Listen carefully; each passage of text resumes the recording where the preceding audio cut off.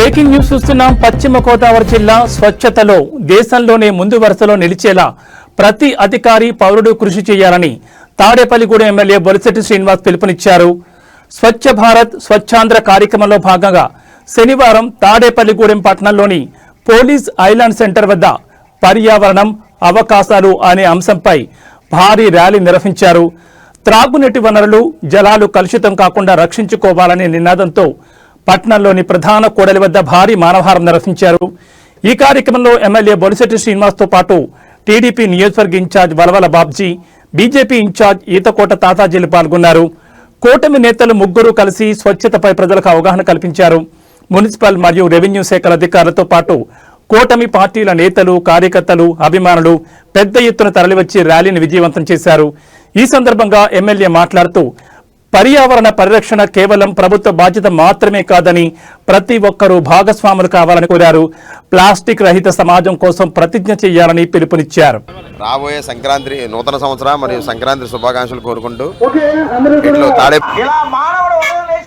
రాత్రి పడుకునేంత వరకు అంతా ప్లాస్టిక్ ప్లాస్టిక్ ప్లాస్టిక్ మొత్తం అంతా ప్లాస్టిక్ ప్లాస్టిక్ మానేయమంటే మీరు ఎలా మానేది? మరి ఈనాడు ప్రతి ఒక్కరు కూడా తెలుసుకోవాల్సినటువంటి ముఖ్య విషయం.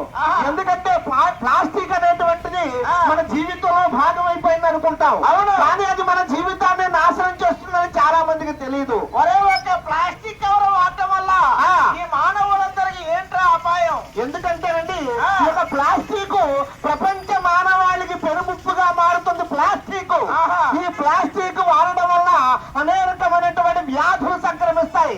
క్యాన్సర్ కారక రోగాలను మనకు దరిదాపులకు కూడా మరి ఏర్పాటు చేస్తుంది.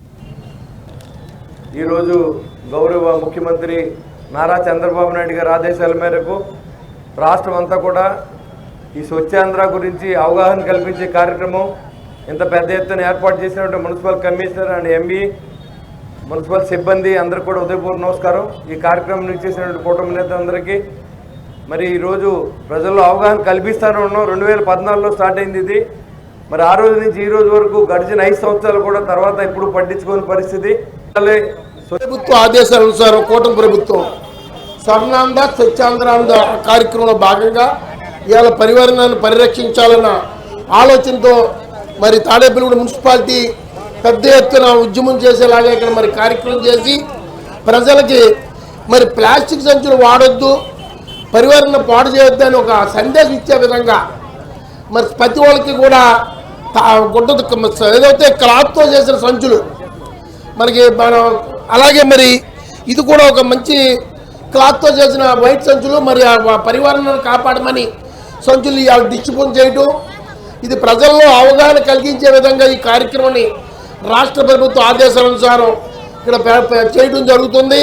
ఏదైనా ప్రజల్లో కూడా అవగాహన రావాలి. ఎందుకంటే ఈరోజు పరిరక్షణకే ఈరోజు తాడేపల్లిగూడెం మున్సిపాలిటీ అందు మున్సిపల్ కమిషనర్ గారి ఆధ్వర్యంలో ఈ కార్యక్రమాన్ని ఏర్పాటు చేయడం జరిగింది. ముఖ్యంగా ఏదైతే ప్లాస్టిక్ సంచులు ఉపయోగిస్తున్నారో ప్లాస్టిక్ రహిత సమాజాన్ని నిర్మాణం చేయడానికి కోసం ఈవేళ మరి ఏదైతే క్లాత్ తోటి మనం ఏదైతే గాంధీ గారి ఆశయాలు ఉన్నాయో నూలు ఉడికిన